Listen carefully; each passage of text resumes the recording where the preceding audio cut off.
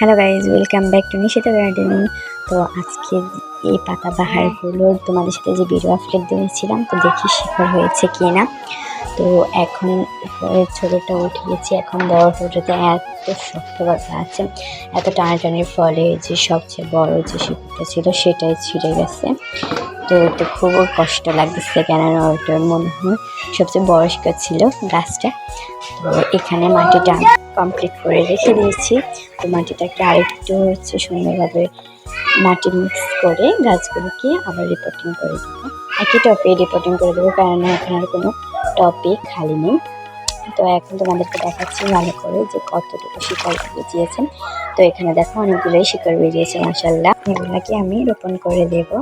আর এখানে কিন্তু অনেক সুন্দরভাবে শিকড় দিয়েছে। তো আমি আগে যেমন ছিল তেমনই ভাবে রোপণ করে দিচ্ছি। আর এখানে কিন্তু আমি সাবধানে রোপণ করতেছি, কারণ খোলার সময় একটা কিন্তু ছিঁড়ে গিয়েছে।